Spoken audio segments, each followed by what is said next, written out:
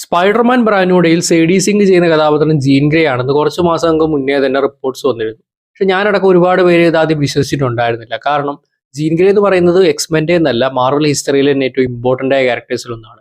അത്തരമൊരു ക്യാരക്ടറിനെ ഇപ്പോൾ ഈ ഒരു സിനിമയിൽ എന്തിനാണ് കൊണ്ടുവരുന്നത്? ഓൾറെഡി എക്സ്മെൻ്റെ സിനിമ സീക്രട്ട് വാർസിന് ശേഷം വർക്ക് ചെയ്യുന്നുണ്ട്. അതിൻ്റെ പ്രീ പ്രൊഡക്ഷൻ ഇപ്പോൾ പോകാൻ പോവാണ്.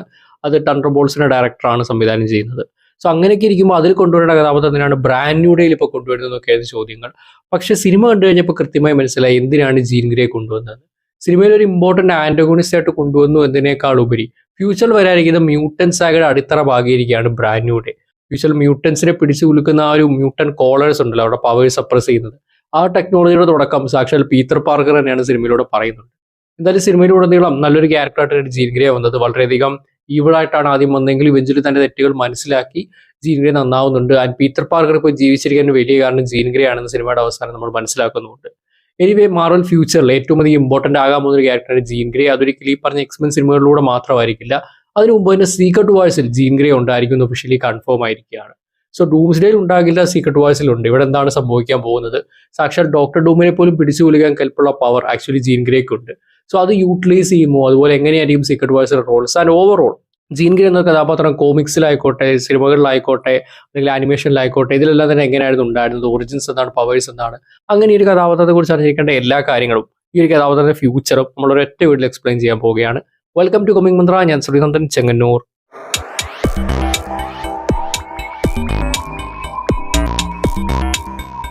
മാർവലിലെ ഏറ്റവും പവർഫുൾ ആയ മ്യൂട്ടൻസിന്റെ കാര്യം പറയുമ്പോഴൊക്കെ ഉറപ്പായും ഉയർന്നു വരുന്ന ഒരു പേരാണ് ജീൻ ഗ്രേ. നിങ്ങൾ എക്സ്മെൻ സിനിമകൾ മാത്രം കണ്ട ഒരാളാണെങ്കിൽ ജീൻ ഗ്രേയുടെ കഥയുടെ ചെറിയൊരു ഭാഗമേ നിങ്ങൾക്കറിയൂ. ശരിക്കും പറഞ്ഞാൽ എക്സ്മെനിൽ 2 വട്ടം, ദ ലാസ്റ്റ് സ്റ്റാൻഡ് സിനിമയിലായിക്കോട്ടെ, ഒരു ഡാർക്ക് ഫീനിക്സിലായിക്കോട്ടെ, 2 ടൈം പീരിയഡുകളിൽ ജീൻ ഗ്രേയുടെ ഫീനിക്സ് ഫോഴ്സ് ആകെ അഡാപ്റ്റ് ചെയ്യാൻ നോക്കിയിട്ടുണ്ട്. പക്ഷെ രണ്ടും അത്ര വിജയമായിരുന്നില്ല എന്ന് മാത്രമല്ല, ഈ ഒരു ഡാർക്ക് ഫീനിക്സിന് അപ്പുറത്തേക്കും വലിയ സ്റ്റോറി ലൈൻസ് കോമിക്സിലുണ്ട്. കോമിക്സിലെ ഒരു ഒറിജിൻ സ്റ്റോറിയിൽ നിന്ന് തുടങ്ങാം. ന്യൂയോർക്കിലെ ഒരു സാധാരണ കുടുംബത്തിലായിരുന്നു ജീൻ എലൈൻ ഗ്രേയുടെ ജനനം. അച്ഛൻ ജോൺ ഗ്രേ, അമ്മ എലൈൻ ഗ്രേ, അതുപോലെ ചേച്ചിയെ സാറാ ഗ്രേ എന്നിവരായിരുന്നു ഉണ്ടായിരുന്നത്. 10 വയസ്സ് വരെ മറ്റുള്ള കുട്ടികളെ പോലെയുള്ളൊരു ജീവിതം തന്നെയായിരുന്നു ജീൻ ഗ്രേക്ക് ഉണ്ടായിരുന്നത്. പക്ഷെ അന്ന് ഒരു ദിവസം ഉച്ചയ്ക്ക് ജീൻ്റെ ബെസ്റ്റ് ഫ്രണ്ട് ആനി റിച്ചാർഡ്സണോടൊപ്പം കളിച്ചുകൊണ്ടിരിക്കുമ്പോൾ എല്ലാം മാറി മറിഞ്ഞു. ജീൻ്റെ കൺമുമ്പിൽ വെച്ച് ആനി ഒരു ആക്സിഡന്റിൽ പെടുകയാണ്. ആ ഒരൊറ്റ നിമിഷത്തിലാണ് ജീൻ്റെ ഉള്ള മ്യൂട്ടൻ പവേഴ്സ് ആദ്യമായി ഉണരുന്നത്. സാധാരണ രീതിയിൽ സ്വന്തം ഫ്രണ്ട് മരിക്കുന്നത് നോക്കി നിൽക്കാൻ മാത്രമേ ഒരാൾക്ക് സാധിക്കൂ. എന്നാൽ ഇവിടെ ജീൻ്റെ മനസ്സ് ആനിയുടെ മനസ്സുമായി ഡയറക്റ്റ് കണക്റ്റായി. ആനി അനുഭവിച്ച ആ പേടിയും വേദനയും അവസാന നിമിഷങ്ങളുമെല്ലാം സ്വന്തം ശരീരത്തിൽ നടക്കുന്നത് പോലെ ജീൻ അനുഭവപ്പെട്ടു. വെറും 10 വയസ്സുള്ള ഒരു കൊച്ചുകുട്ടിക്ക് താങ്ങാവുന്നതിലും അപ്പുറമായിരുന്നു ആ ഒരു എക്സ്പീരിയൻസ്. ആ വലിയൊരു ആഘാതം ജീൻ്റെ ഉള്ളിൽ അതുവരെ ഒളിച്ചിരുന്ന അമാനുഷിക ശക്തികളെ പുറത്തെടുത്തു. പക്ഷെ അതങ്ങനെ കൺട്രോൾ ചെയ്യണമെന്ന് ആ കൊച്ചുകുട്ടിക്ക് ഒരു പിടുത്തവും ഇല്ലായിരുന്നു. ഈ ആക്സിഡന്റ് നടന്നതോടെ ലോകത്തിലെ തന്നെ ഏറ്റവും പവർഫുൾ ആയ ടെലപ്പാസിൽ ഒരാളായ പ്രൊഫസർ എക്സിന്റെ ശ്രദ്ധ ഇതിലേക്ക് തിരിഞ്ഞു. മനുഷ്യർക്ക് അസാധാരണ ശക്തികൾ നൽകുന്ന എക്സ് ജീൻ എന്ന ജനിതക വ്യതിയാനത്തോടെയാണ് ജീൻ ജനിച്ചതെന്ന് സേവർ തിരിച്ചറിഞ്ഞു. ഇങ്ങനെയാണ് മ്യൂട്ടൻസ് എല്ലാവരും ജനിക്കുന്ന ഒരു എക്സ് ജീൻ ഉള്ളതുകൊണ്ട്. ഓരോ മ്യൂട്ടന്റിനും ഓരോ തരത്തിലുള്ള പവേഴ്സ് ആണ് ഉണ്ടാവാറുള്ളത്. എന്നാൽ ജീൻ്റെ ഉള്ളിലുള്ള സൈക്കിക് പൊട്ടൻഷ്യൽ താൻ ഇതുവരെ കണ്ടിട്ടുള്ളതിൽ നിന്നും ഒന്നുമല്ല എന്ന് പ്രൊഫസർ എക്സ് വേഗം തന്നെ മനസ്സിലാക്കി. തനിക്ക് ചുറ്റുമുള്ള എല്ലാവരുടെയും ചിന്തകളും വികാരങ്ങളും ജീൻ്റെ മനസ്സിലേക്ക് ഒഴുകി എത്തിക്കൊണ്ടേയിരുന്നു. അതിലൊന്നുപോലും ജീന് കൺട്രോൾ ചെയ്യാൻ പറ്റുന്നുണ്ടായിരുന്നില്ല. ആ കൂട്ടവിളികളും ബഹളങ്ങളും ജീന് താങ്ങാൻ പറ്റുന്നതിലും അപ്പുറമായി മാറി. ഈ അനിയന്ത്രിതമായ ശക്തി ഒടുവിൽ ജീൻ്റെ മനസ്സിനെ തന്നെ തകർത്ത് കളയാമെന്ന് പേടിച്ച് പ്രൊഫസർ എക്സ് ഒരു കടുപ്പമേറിയ തീരുമാനമെടുത്തു. ജീൻ്റെ മനസ്സിനുള്ളിൽ പ്രൊഫസർ എക്സ് ശക്തമായ സൈക്കിക് ബാരിയർ സൃഷ്ടിച്ചു. അതായത് ഈ പവേഴ്സ് സ്വന്തമായി ഹാൻഡിൽ ചെയ്യാൻ ജീൻ പ്രാപ്തിയാകുന്നത് വരെ അവളുടെ ടെലിപ്പാത്തിക് എബിലിറ്റീസിന് ഭൂരിഭാഗവും പൂട്ടിയിടാൻ സേവർ തീരുമാനിച്ചു. ഈ ഒരു തീരുമാനം പിന്നീട് ജീൻ്റെ ജീവിതത്തെ തന്നെ പൂർണ്ണമായി മാറ്റിമറിച്ചു. ജീന് തന്റെ പവേഴ്സ് ഒന്ന് സ്റ്റേബിൾ ആക്കാൻ ഹെൽപ്പ് ചെയ്ത ശേഷം പ്രൊഫസർ എക്സ് അവളെ തന്റെ സ്കൂൾ ഫോർ ഗിഫ്റ്റഡ് യങ്സ്റ്റേഴ്സിലേക്ക് ക്ഷണിച്ചു. പേരിനൊരു സ്കൂളായിരുന്നെങ്കിലും അതിലും വലിയൊരു ലക്ഷ്യം ആ സ്ഥാപനത്തിനുണ്ടായിരുന്നു. സമൂഹത്തിന്റെ പേടിയും വെറുപ്പും പേടിച്ചോടി ഒരു കൂട്ടം ചെറുപ്പക്കാരായ മ്യൂട്ടൻസിന് തങ്ങളുടെ പവേഴ്സ് കൺട്രോൾ ചെയ്യാൻ പഠിപ്പിച്ചു കൊടുക്കുന്ന ഒരു സേഫ് ഹേവൻ കൂടിയായിരുന്നു അത്. ഇവിടെ വെച്ചാണ് ജീൻ മറ്റു 4 പേരെ പരിചയപ്പെടുന്നത്. Scott Summers, Hank McCoy, Warren Worthington III and Bobby Drake. ഇവരായിരുന്നു മാർവൽ ഹിസ്റ്ററിയിലെ ഒറിജിനൽ എക്സ്മെൻ. അതായത് ഈ 5 പേരാണ് ഒറിജിനൽ മാർവൽ എക്സ്മെൻ ടീമിൽ ഉണ്ടായിരുന്നത്. ഈ ടീം മനുഷ്യരെ മ്യൂട്ടൻസിനെ മുഴുവൻ സംരക്ഷിക്കാൻ ഒഫീഷ്യലായി ഗ്രൗണ്ടിൽ ഇറങ്ങിയപ്പോൾ ജീൻ സ്വീകരിച്ച പേരാണ് മാർവൽ ഗേൾ. ആ ടീമിലെ ഒരേ ഒരു പെൺകുട്ടിയായിരുന്നു ജീൻ. പക്ഷെ അവരിൽ ആരെക്കാളും കേമിയാണ് താനെന്ന് തെളിയിക്കാൻ ജീൻ അധിക സമയം വേണ്ടി വന്നില്ല. ആദ്യമൊക്കെ ഈ പറഞ്ഞ മാർവൽ ഗേൾ എന്ന പേരായിരുന്നു മോസ്റ്റ്ലി യൂസ് ചെയ്യുന്നതെങ്കിൽ പിന്നീട് അത് മാറി ജീൻ ഗ്രേ എന്ന പേര് തന്നെ എല്ലായിടത്തും യൂസ് ചെയ്യാൻ തുടങ്ങി. തുടക്കകാലത്ത് ജീൻ പ്രധാനമായും ഉപയോഗിച്ചിരുന്നത് ടെലക്കനീസിസ് ആയിരുന്നു. ടെലക്കനീസിസ് എന്ന് പറഞ്ഞാൽ മനസ്സ് മാത്രം ഉപയോഗിച്ച് വസ്തുക്കൾ നിയന്ത്രിക്കാനും ചലിപ്പിക്കാനുമുള്ള ശക്തിയാണ്. ആദ്യമൊക്കെ പുസ്തകങ്ങൾ പൊക്കുക, ഫർണിച്ചറുകൾ മാറ്റുക, വായുവിൽ വരുന്ന സാധനങ്ങൾ നിർത്തിയിടുക എന്നൊക്കെയായിരുന്നു ജീൻ ചെയ്തിരുന്നത്. എന്നാൽ ട്രെയിനിങ് കൂടിയതോടെ വലിയ ഭാരങ്ങൾ പൊക്കാനും ആർക്കും കാണാൻ പറ്റാത്ത ഫോഴ്സ് ഫീൽഡ്സ് ഉണ്ടാക്കാനും വായുവിൽ പറക്കാൻ പോലുള്ള പവേഴ്സ് ജീൻ സ്വന്തമാക്കി. ജീനിന്റെ രണ്ടാമത്തെ സൂപ്പർ പവർ ടെലിപ്പതി ആയിരുന്നു. സേവിയർ വെച്ച മെന്റൽ ബ്ലോക്സ് ഉള്ളതുകൊണ്ട് തന്നെ ഇതിന്റെ വലിയൊരു ഭാഗം തുടക്കത്തിൽ ലോക്ക്ഡ് ആയിരുന്നു. എങ്കിലും ജീൻ വളർന്നതോളം ഇതിന്റെ ചെറിയ ഭാഗങ്ങൾ തിരികെ വരാൻ തുടങ്ങി. മറ്റുള്ളവരുടെ ചിന്തകൾ കേൾക്കുക, മനസ്സുകൊണ്ട് സംസാരിക്കുക, വികാരങ്ങൾ തൊട്ടറിയുക, അങ്ങനെ പതുക്കെ പതുക്കെ മറ്റൊരാളുടെ ഉള്ളിലേക്ക് ഇറങ്ങി ചെല്ലാൻ വരെ ജീനിന് സാധിച്ചു. പക്ഷേ ടെലിപ്പതി എന്നത് വെറും ഒരു മൈൻഡ് റീഡിംഗ് മാത്രമല്ലെന്ന് ജീൻ പെട്ടെന്ന് തിരിച്ചറിഞ്ഞു. അതിൽ വലിയൊരു ഉത്തരവാദിത്വമുണ്ട്. സ്വന്തം സ്വാർത്ഥതയ്ക്കായി പവേഴ്സ് ദുരുപയോഗം ചെയ്യാൻ ജീൻ തയ്യാറായില്ല. മറ്റുള്ളവരെ പ്രൊട്ടക്ട് ചെയ്യാൻ മാത്രമേ അത് ഉപയോഗിക്കുമെന്ന് അവൾ ഉറപ്പിച്ചു. ആ ഒരു കരുണയാണ് പിന്നീട് ജീൻ ഗ്രേ എന്ന കഥാപാത്രത്തിന്റെ വലിയൊരു ഐഡന്റിറ്റിയായി മാറിയത്. വർഷങ്ങൾ കടന്നുപോയപ്പോൾ പ്രൊഫസർ സേവർ വളരെ അസാധാരണമായ ഒരു കാര്യം ശ്രദ്ധിച്ചു. ജീന്റെ പവേഴ്സ് വളരെ നിൽക്കുന്നേയില്ല. സാധാരണ മിക്ക മ്യൂട്ടൻസിനും അവരുടെ പവേഴ്സിന് ലിമിറ്റ് കാണും. പക്ഷെ ജീന്റെ കാര്യത്തിൽ ആ പരിധി ഉണ്ടായിരുന്നില്ല.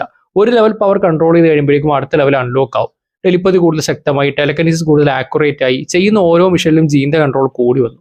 ഒടുവിൽ മാർവൽ ഒഫീഷ്യലായി ജീൻ ഗ്രേ ഒരു ഒമേഗ ലെവൽ മ്യൂട്ടന്റ് ആയി പ്രഖ്യാപിച്ചു. ഒരു മ്യൂട്ടന്റിന് കിട്ടാവുന്ന ഏറ്റവും ഉയർന്ന ക്ലാസിഫിക്കേഷൻ ആണിത്. പല ആൾക്കാർക്കും ഈ ഒമേഗ ലെവൽ മ്യൂട്ടന്റിന്റെ അർത്ഥം കുറച്ച് തെറ്റിദ്ധാരണകളുണ്ട്. ഒമേഗ ലെവൽ എന്ന് പറഞ്ഞാൽ ബാക്കി എല്ലാ സൂപ്പർ ഹീറോസിനെയും ജീൻ എളുപ്പത്തിൽ തോപ്പിക്കുമെന്നല്ല, പകരം ജീന്റെ മ്യൂട്ടന്റ് പൊട്ടൻഷ്യലിന് യാതൊരു ലിമിറ്റും ഇല്ല എന്നതാണ്. സൈക്കിക് എബിലിറ്റീസിന് ഇതുവരെ ഒരു കപ്പാസിറ്റി ലിമിറ്റ് അളക്കാൻ പറ്റിയിട്ടില്ലാത്തതുകൊണ്ട് ജീൻ എത്രത്തോളം പവർഫുൾ ആകുമെന്ന് ആർക്കും പ്രഡിക്ട് ചെയ്യാൻ കഴിയില്ല. ഫീനിക്സ് ഫോഴ്സ് ഇല്ലാതെ തന്നെ മാർവൽ ഹിസ്റ്ററിയിൽ ഏറ്റവും പവർഫുൾ ആയ ടെലിപ്പാത്സിലും ടെലക്കൈനറ്റിക്സിലും ഒരാളായിട്ടാണ് ജീൻ ഗ്രേ കാണിക്കുന്നത്. എക്സ്മെൻ ടീമിന് ഇപ്പോൾ വർഷങ്ങൾ കഴിച്ചു കൂട്ടിയപ്പോൾ സൈക്ലോപ്സ് എന്നറിയപ്പെടുന്ന സ്കോട്ട് സമ്മേഴ്സുമായി ജീൻ വളരെ അടുത്തു. തങ്ങളുടെ കൺട്രോളിൽ ഒതുങ്ങാത്ത വലിയൊരു പവറുമായി ജീവിക്കുന്നത് എത്രത്തോളം ബുദ്ധിമുട്ടാണെന്ന് ഇവർ രണ്ടുപേർക്കും നന്നായി അറിയാമായിരുന്നു. ആ സൗഹൃദം പതുക്കെ പതുക്കെ പ്രണയമായി മാറി. അങ്ങനെ അവർ മാർവലിന് ഏറ്റവും ഐക്കോണിക് ആയ കപ്പിളായി. എന്നാൽ വർഷങ്ങൾക്ക് ശേഷം ഒരു എക്സ്മാൻ ഈ റിലേഷൻഷിപ്പിലേക്ക് കടന്നു വന്നു. നമ്മുടെ ലോഗൻ, അതായത് വൂൾവറീനും ജീനുമായി പ്രണയത്തിലായി. സ്കോട്ടിനെ പോലെയല്ല ലോഗൻ. വളരെ ഇമ്പൾസീവായ, ഒരു പ്ലാനിങ്ങും ഇല്ലാത്ത റഫായി ഡയറക്റ്റ് ആക്ഷൻ ഇറങ്ങുന്ന ആളാണ്. ജീനിന് ലോഗനോട് വലിയൊരു കെയറിംഗ് ഉണ്ടായിരുന്നു. എന്നാൽ മാർവൽ ഹിസ്റ്ററി മിക്കപ്പോഴും സ്കോട്ട് തന്നെയായിരുന്നു ജീന്റെ ലൈഫിലെ യഥാർത്ഥ പ്രണയം. ഈ ഒരു ലവ് ട്രയാങ്കിൾ ആണ് പിന്നീട് എക്സ്മെൻ ഫ്രാഞ്ചൈസിൽ തന്നെ ഏറ്റവും ഇൻട്രസ്റ്റിംഗ് ആയ റിലേഷൻഷിപ്പായി മാറിയതും ഫോക്സ് എക്സ്മെൻ സിനിമകളിലടക്കം നമ്മൾ കണ്ടതുമല്ല. അപ്പോഴേക്കും എക്സ്മെനിലെ എല്ലാവർക്കും ഏറ്റവും കൂടുതൽ ബഹുമാനിക്കുന്ന ഹീറോയായി ജീൻ ഗ്രേ മാറിക്കഴിഞ്ഞു. സ്വന്തം പവേഴ്സ് പൂർണ്ണമായി കൺട്രോൾ ചെയ്യാൻ പഠിച്ചു. പ്രൊഫസർ എക്സിന്റെ വിശ്വസ്തയായി, സ്കോട്ടുമായി സന്തോഷമുള്ള പ്രണയം, ടീമിനൊപ്പം ചേർന്ന് ഒരുപാട് വട്ടം ലോകത്തെ രക്ഷിച്ചു. ജീവിതത്തിൽ സമാധാനം കിട്ടിയെന്ന് ജീൻ കരുതുന്ന നിമിഷമായിരുന്നു അത്. പക്ഷെ ഭൂമിക്ക് പുറത്ത് ബഹിരാകാശത്ത് എവിടെയോ പ്രപഞ്ചത്തോളം പഴക്കമുള്ള ഒരു കോസ്മിക് ഫോഴ്സ് തന്റെ അടുത്ത ഹോസ്റ്റിനെ തിരയുന്നുണ്ടായിരുന്നു. ഗാലക്സികളെക്കാൾ പഴക്കമുള്ള ഒരു വലിയ ശക്തി. ജീവൻ, മരണം, വിനാശം, പുനർജന്മം ഇതിനെല്ലാം പ്രതിനിധീകരിക്കുന്ന ഒരു പവർ. പെട്ടെന്ന് തന്നെ ജീൻ ഗ്രേ മാർവൽ ഗേളിനപ്പുറത്തേക്കും പുതിയൊരു ലെവലിലേക്ക് പോവുകയായിരുന്നു. മാർവൽ ഹിസ്റ്ററിയിലെ ഏറ്റവും പവർഫുൾ ആയ കോസ്മിക് എന്റിറ്റിയുടെ പുതിയ ഹോസ്റ്റായി മാറാൻ പോവുകയായിരുന്നു Jean Grey, the Phoenix force. ജീനിന്റെ കഥ മുമ്പോട്ട് പറയുന്നതിന് മുമ്പേ എന്താണ് ഫീനിക്സ് ഫോഴ്സ് എന്ന് കൃത്യമായി ആദ്യം മനസ്സിലാക്കണം. ഫീനിക്സ് ഫോഴ്സ് എന്ന് പറയുന്ന ഒരു മ്യൂട്ടന്റോ അന്യഗ്രഹജീവി സൂപ്പർ ഹീറോ എന്നുമല്ല, മാർവൽ യൂണിവേഴ്സിലെ ഏറ്റവും പഴയതും ഏറ്റവും ഭീകരവുമായ കോസ്മിക് എന്റിറ്റീസിൽ ഒന്നാണ്. ഫീനിക്സ് ഫോഴ്സ് പ്രപഞ്ചം ഉണ്ടായ കാലം തൊട്ട് നിലനിൽക്കുന്ന ഒരു പവറാണ്. ആ ഒരു എന്റിറ്റി ചരിത്രത്തിൽ ഒരുപാട് ഹോസ്റ്റുകളെ തിരഞ്ഞെടുത്തിട്ടുണ്ട്. ഇവർ മറ്റൊരാളുടെ ഉള്ളിൽ കയറി അവരെ ഹോസ്റ്റായി മാറി. നമ്മൾ മൂൺ നൈറ്റിലൊക്കെ കണ്ടിട്ടുണ്ടല്ലോ കോൺഷു മൂൺ നൈറ്റിന്റെ ഹോസ്റ്റ് ആവുന്നത്, അതുപോലൊക്കെ തന്നെയാണ്. പക്ഷേ ഇവിടെ ജീൻ ഗ്രേയോട് തോന്നിയ ഇത്രയും വലിയൊരു കണക്ഷൻ ഇതുവരെ ഫീനിക്സ് ഫോഴ്സിന് തോന്നിയിട്ടില്ല. അതുകൊണ്ട് തന്നെയാണ് പലരും ജീനും ഫീനിക്സും ഒരാൾ തന്നെയാണ് തെറ്റിദ്ധരിക്കുന്നത്. പക്ഷെ അവരൊന്നല്ല, ജീൻ ഒരു മ്യൂട്ടന്റ് ആണ്. എന്നാൽ ഫീനിക്സ് ഫോഴ്സ് അവളെ തങ്ങളുടെ പെർഫെക്റ്റ് ഹോസ്റ്റെ സ്വീകരിച്ച ഒരു കോസ്മിക് എന്റിറ്റി മാത്രമാണ്. ഒരു ബഹിരാകാശ മിഷനിൽ വെച്ചിട്ടാണ് സോളാർ റേഡിയേഷൻ തടുക്കാൻ വേണ്ടിയിട്ട് ജീൻ തന്നെ പോയി ഷട്ടിൽ മാനുവലായിട്ട് കൈകാര്യം ചെയ്യുന്നത്. ഭീകരമായ റേഡിയേഷൻ ജീന്റെ ശരീരത്തെ തകർക്കാൻ തുടങ്ങിയപ്പോൾ ജീൻ തന്നെ മനസ്സുകൊണ്ട് സഹായത്തിനെ നിലവിളിച്ചു. ആ നിലവിളി കേട്ടത് ഫീനിക്സ് ഫോഴ്സ് ആയിരുന്നു. അത് ജീന്റെ ജീവൻ രക്ഷിച്ചു. പക്ഷെ അതോടൊപ്പം ജീന്റെ വിധിയെ എന്നേക്കുമായി മാറ്റിമറിക്കുകയും ചെയ്യും. ജീന്റെ ഉള്ളിൽ ഫീനിക്സ് കടന്നുകൂടി. ഫീനിക്സ് ഫോഴ്സ് ഉള്ളിൽ കയറിയ ജീൻ പതിയെ പതിയെ കറപ്റ്റഡ് ആവാൻ തുടങ്ങി. ഫീനിക്സ് ഫോഴ്സിന്റെ പരിധിയില്ലാത്ത ശക്തിയും കൂടെ ചേർന്നപ്പോൾ ആ ഒരു കൺട്രോളില്ലായ്മ കൂടിക്കൂടി വന്നു. ഒടുവിൽ ജീനിന്റെ നിയന്ത്രണം പൂർണ്ണമായി നഷ്ടപ്പെട്ടു. അങ്ങനെയാണ് ജീൻ ഡാർക്ക് ഫീനിക്സ് ആയി മാറുന്നത്. എക്സ്മെനിൽ നമ്മൾ ഇതുവരെ കണ്ട ഒരു നല്ല ഹീറോ ആയിരുന്നില്ല അത്. ഹോൾ യൂണിവേഴ്സിന് ത്രെറ്റായ ഒരു വലിയ വില്ലൻ ആയിരുന്നു അത്.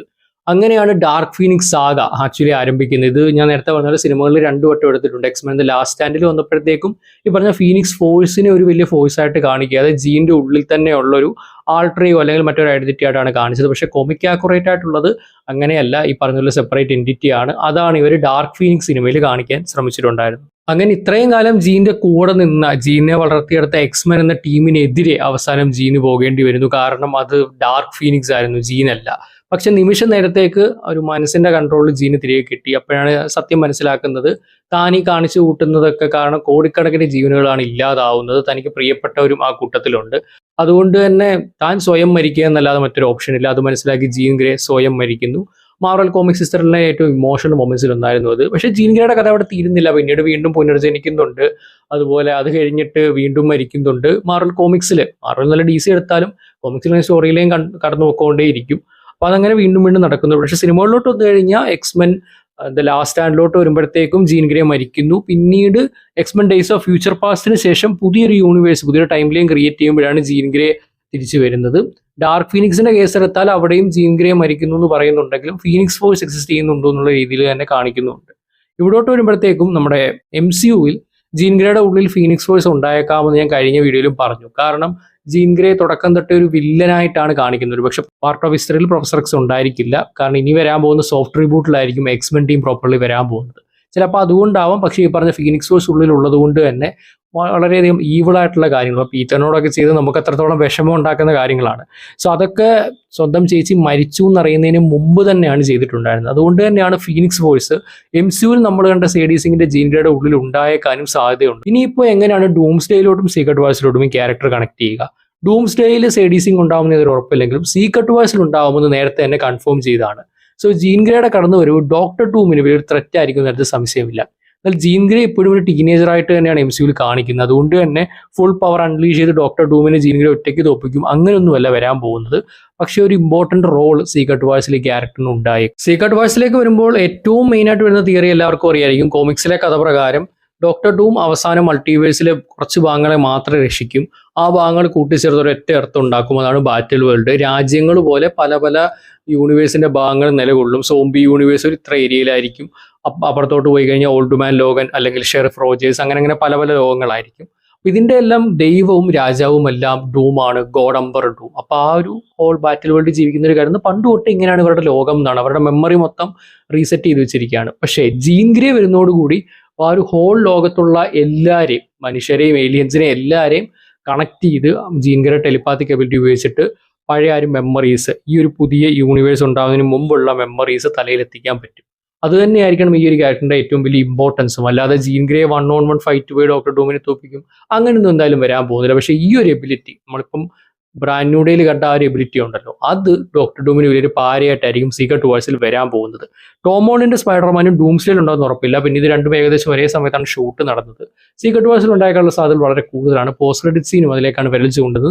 നമ്മുടെ മുഴുവൻ സിനിമ ബ്രേക്ക് ഡൗൺ വീഡിയോ കണ്ടവർക്ക് അതിന്റെ ഡീറ്റെയിൽസ് അവിടെ കാണാൻ പറ്റും. സോ എന്തായാലും ടോം ഹോളണ്ടിന്റെ സ്പൈഡർമാനും സേഡി സിംഗിന്റെ ജീൻ ഗ്രേയും പ്രോപ്പർലി തിരിച്ചു വരാൻ പോകുന്ന സീക്രട്ട് വാഴ്സിലായിരിക്കും. ഇവർ ഒരുമിച്ചാണോ വരാൻ പോകുന്നത് സെപ്പറേറ്റ് ആയിട്ടാണോ എന്ന് കണ്ടു തന്നെ അറിയണം. അപ്പോൾ അത്രയുമാണ് ജീൻ ഗ്രേ എന്ന ക്യാരക്ടറിനെ കുറിച്ച് നിങ്ങൾ അറിയിക്കേണ്ട എല്ലാ കാര്യങ്ങളും. കോമിക്സിലെ ഹിസ്റ്ററിയും അതുപോലെ സിനിമകളുടെ കാര്യങ്ങളും വരാൻ പോകുന്ന ഫ്യൂച്ചർ നമ്മൾ പറഞ്ഞു. ഇതല്ലാതെ എക്സ്മെൻ 97 ആനിമേറ്റഡ് സീരീസും അതിന് മുമ്പ് ഇറങ്ങി അതിന്റെ ഒറിജിനൽ സീരീസായ 90s ആനിമേറ്റഡ് സീരീസിലും ഒക്കെ ജീൻ ഗ്രേക്കും ജീൻ ഗ്രേയുടെ ക്ലോൺ ആയിട്ടുള്ള മാഡലും പ്രയോറിനും വളരെയധികം ഇമ്പോർട്ടൻസ് വരുന്നുണ്ട്. അതിനെപ്പറ്റിയൊക്കെ നമുക്ക് മറ്റൊരു വീഡിയോയിൽ വിശദമായിട്ട് പറയുന്നതായിരിക്കും നല്ലത്. കാരണം ഇപ്പോഴത്തെ വീഡിയോ നമ്മൾ ഫോക്കസ് ചെയ്തിരിക്കുന്നത് ഏറ്റവും ബേസ് ആയിട്ട് ഈ ക്യാരക്ടറിനെ പറ്റി അറിഞ്ഞിരിക്കേണ്ട കാര്യങ്ങളാണ്. അപ്പോൾ നമ്മൾ ഇത്തരത്തിലുള്ള മാർവൽ DC റിലേറ്റഡ് ഉള്ള ഒരുപാട് വീഡിയോസ് ചാനൽ റെഗുലറായിട്ട് അപ്ലോഡ് ചെയ്യുന്നുണ്ട്. ഇത്തരം കണ്ടന്റ് ഇഷ്ടമാണെങ്കിൽ ചാനൽ സബ്സ്ക്രൈബ് ചെയ്ത് നമ്മുടെ ഇൻസ്റ്റാഗ്രാം പേജ് ഒന്ന് ഫോളോ ചെയ്തേക്കാം. പിന്നെ സ്പൈഡർമാൻ ബ്രാൻഡിനോട് സ്പോയിലർ ഡിസ്കഷൻസിന് വേണ്ടി ഒരു വാട്സ്ആപ്പ് ഗ്രൂപ്പ് ഉണ്ട്, ലിങ്ക് കമന്റ് ബോക്സിൽ ഇട്ടേക്കാം. അതുപോലെ DC ഡിസ്കഷൻസിന് വേണ്ടിയിട്ട് DC കേരളീസ് എന്ന് പറഞ്ഞ് നമ്മൾ പവർ ചെയ്യുന്ന ഒരു കമ്മ്യൂണിറ്റി ഉണ്ട്, അതിന്റെ ലിങ്കും കമന്റ് ബോക്സിൽ ഉണ്ടായിരിക്കും. അപ്പോൾ മറ്റൊരു വീഡിയോ കണ്ടുമുട്ടുന്നവരേക്കും ദിസ് ഇസ് രജങ്കന്നൂർ signing off from comic Mantra.